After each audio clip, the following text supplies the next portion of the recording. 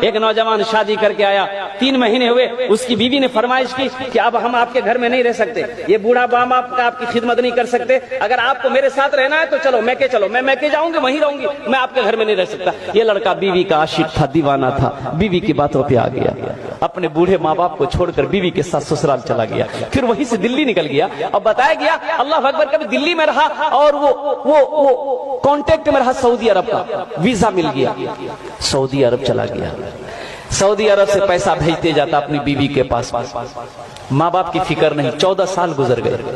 کتنے سال گزر؟ 14 سال کا عرصہ گزر گیا۔ ان 14 سالوں میں اس نوجوان نے 12 حج کیے۔ کتنے حج کیے میرے بھائی؟ یہ 12واں حج تھا۔ بیٹھ کر خانہ کعبہ کے پاس میں ہچکیاں باندھ کر رو رہا ہے، زاروں قطار رو رہا ہے، تو پیچھے سے کسی نے کندھے پہ ہاتھ رکھا نوجوان کا۔ اے نوجوان، کون ایسا گناہ کیا ہے؟ کون ایسا گناہ کیا ہے جو اس زاروں قطار سے رو رہا ہے؟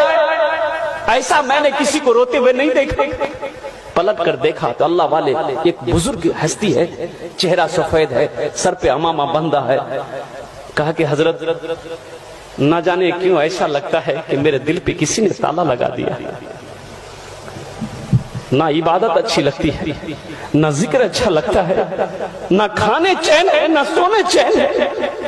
حضرت یہ میرا 12واں حج ہے، 12واں حج ہے میرا، لیکن ایسا لگ رہا ہے کہ دل میں کسی نے تالا لگا دیا۔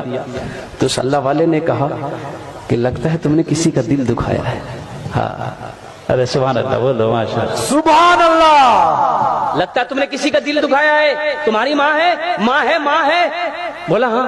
باپ ہے؟ بولا ہاں۔ بولے کہاں ہے؟ بولا پتہ نہیں۔ بولا پتہ نہیں، 14 سال ہو گئے میں نے ماں کے چہرے کو نہیں دیکھا، باپ کے چہرے کو نہیں دیکھا، پتہ نہیں میری ماں کیسے ہوگی، میرا باپ کیسے ہوگا۔ تو اس اللہ والے نے کہا کہ پھر یہ خانہ کعبہ میں بیٹھ کر کیا کر رہا ہے؟ کیا کر رہا ہے؟ اٹھ جا بھاگ، اپنی ماں روٹھے ہوئے ماں باپ سے معافی مانگ لے، اگر انہوں نے معاف کر دیا تو اللہ تیرے دل کے تالے کو کھول دے گا۔ سبحان اللہ، سبحان اللہ۔ خانہ کعبہ میں بیٹھ کر کیا کر رہا ہے؟ جا، خانہ کعبہ میں بیٹھ کر کیا کر رہا ہے؟ جا۔ یہ نوجوان اٹھا، روتا ہوا اٹھا، اپنا ڈیرا آیا، روم کے اندر میں آیا ہے اور قربان جاؤ ٹکٹ بنانے میں لگ گیا، فلائٹ پکڑا، ہندوستان کی سرزمین پر اپنا قدم رکھا، اللہ اکبر کبیرہ، اور گاڑی لی، ایئرپورٹ سے گاڑی لیا، سیدھے اپنے گاؤں کے لیے روانہ ہوا۔ لیکن قربان جاؤ، اور دیکھا کہ گاؤں میں بہت ساری بلڈنگیں بن گئی ہے، 14 سال کا عرصہ گزر گیا، اس کا گھر کی جگہ پتہ نہیں۔ ایک بوڑھے میاں گھاس کاٹ رہے تھے بیٹے، اس نوجوان نے کہا کہ تھوڑا پوچھ لوں ابا کے بارے میں، امی کے بارے میں۔ تو ان سے پوچھا کہ چچا، یہ اپنا باپ کا نام لے کے پوچھا کہ عبداللہ صاحب کا گھر کون سا ہے؟ تو بوڑھے میاں نے نیچے سے اوپر تک دیکھا اس نوجوان کو، کہا کہ کون عبداللہ میاں؟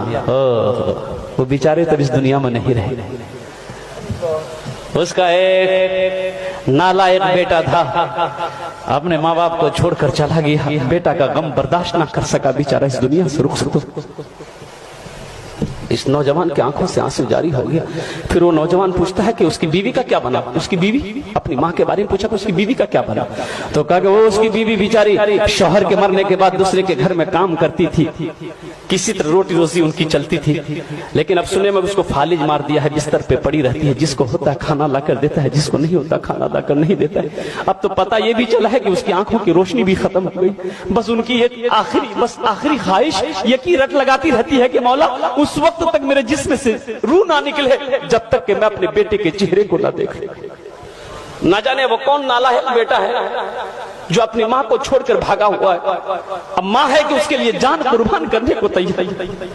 یہ نوجوان زاروں قطار رونے لگا، کانپتے ہوئے قدم سے اپنے آنگن میں قدم رکھا ہے، چارپائی پہ دیکھا کہ ایک ضعیفہ، ایک بوڑھی سکڑ کر بیٹھی، قدموں کی آہٹ کو سن کر بڑھیا نے آواز لگائی، کون ہے؟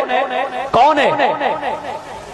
تو لرزتے ہوئے آواز میں، کانپتے ہوئے آواز میں اس نوجوان نے کہا کہ ماں تیرا گنہگار بیٹا تیرے سامنے کھڑا۔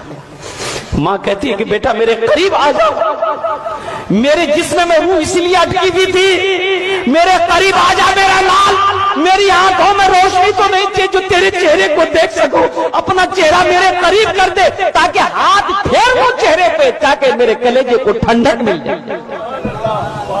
ہاں